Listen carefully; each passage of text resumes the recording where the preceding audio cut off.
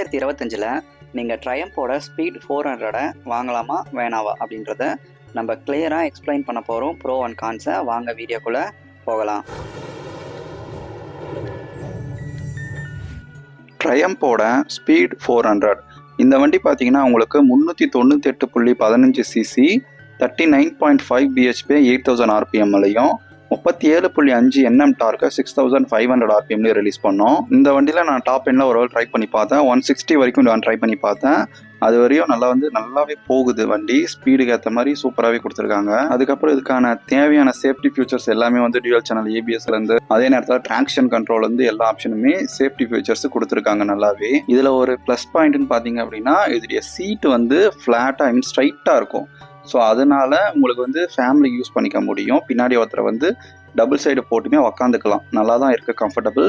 நான் ஃபேமிலியில் வந்து அப்பா அம்மா உட்கார வச்சு பார்க்குறப்போ அந்த கம்ஃபர்டபுள் நல்லா தான் இருக்குது. பிகாஸ் வந்து இது வந்து சிங்கிள் சீட்டில் கொடுத்துருப்பாங்க. அதே மாதிரி இந்த வண்டி பார்த்தீங்கன்னா உங்களுக்கு ஃப்ரண்ட் டயரு 110/70யும் பேக் டயர் பார்த்தீங்க அப்படின்னா 150/60 கொடுத்துருக்காங்க. ரெண்டுமே டியூப்லெஸ் தான். அதோடைய சஸ்பென்ஷனும் வந்து நல்லா இருக்கு. பெருசாக வந்து குண்டு குழியில் இருக்கிறப்போ ஒரு 50% சொல்லலாம். பாதி வந்து உடம்புல தருது, பாதி வந்து வண்டி எடுத்துக்குது, அது மாதிரி சொல்லலாம் இதோடைய சஸ்பென்ஷனு. இதோடைய கர்வ் வெயிட் பார்த்தீங்கன்னா 176 kg. ஆக்சசரிஸ்லாம் போறீங்கன்னா 176ன்றது 180க்குள்ளே கூட உங்களுக்கு வரலாம்.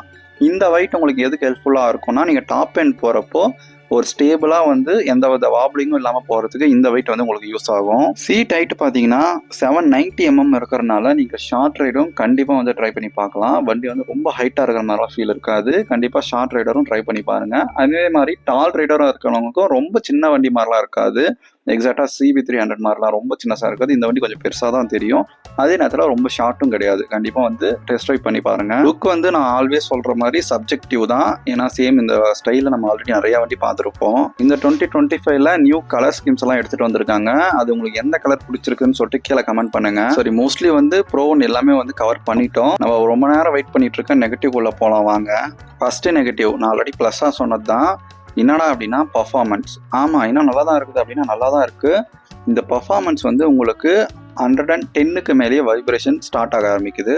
வைப்ரேஷன் நீங்கள் ஹை RPM ஹை ரேவ்ஸில் பார்த்தீங்கன்னா கண்டிப்பாக உங்களால் நோட்டிசபிள் பண்ணுற அளவுக்கு வைப்ரேஷன்ஸை ஃபீல் பண்ண முடியுது. அடுத்து குறிப்பாக சொல்ல வேண்டியது இதோடைய ஹீட்டிங் இஷ்யூ தான். ஆமாம், நிறைய ஓனர் வந்து இதை ஃபீல் பண்ணுறாங்க. அதோடைய ஹீட்டிங் இஷ்யூ காலை ரொம்ப அந்த பதம் பார்க்குதுன்னே சொல்கிறாங்க. நீங்கள் வந்து வெறும் ட்ராக்லாம் போட்டு ஓட்டினீங்கன்னா அந்த ஹீட்டு ரொம்ப கொதிக்கிற மாதிரி இருக்குன்னு சொல்கிறாங்க.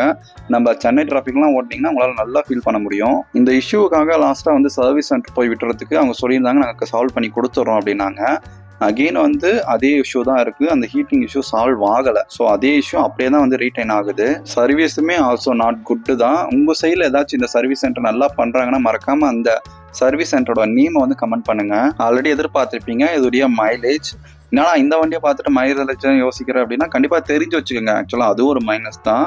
என்னன்னு பார்த்தீங்க அப்படின்னா இதோடைய ஆன் ரோட் ப்ரைஸ் நியர் வந்து 3 lakh கிட்ட வந்துடும். ஸோ அதில் வாங்கிட்டு அகெயின் வந்து நீங்கள் மைலேஜுக்கும் அதிகமாக செலவு பண்ணுற மாதிரி தான் இருக்கும். ஆக்சுவலாக இது பர்ஃபார்மன்ஸ் வெஹிக்கிள், அதை ஞாபகம் வச்சுக்கோங்க. 400 cc மைலேஜ் எடுத்துக்கிட்டிங்க அப்படின்னா உங்களுக்கு 20லேருந்து 25 வந்து சிட்டிக்குள்ளே கிடைக்கிறதுக்கு வாய்ப்பு இருக்குது. அதுக்கப்புறம் ஹைவேன்னு எடுத்துக்கிட்டிங்கன்னா மேக்ஸிமம் ஒரு 31 இல்லை 30 உள்ள அதுக்குள்ளே தான் உங்களுக்கு எதிர்பார்க்க முடியும் ஹைவேல. நெக்ஸ்ட் சர்வீஸ் சென்டரில் நிறையா வந்து இன்ஸ்ட்ருமெண்ட்டில் வந்து இஷ்யூ வருதுன்ற மாதிரி சொல்லியிருந்தாங்க. எங்கள் பைக்கில் அந்த இஷ்யூ கிடையாது.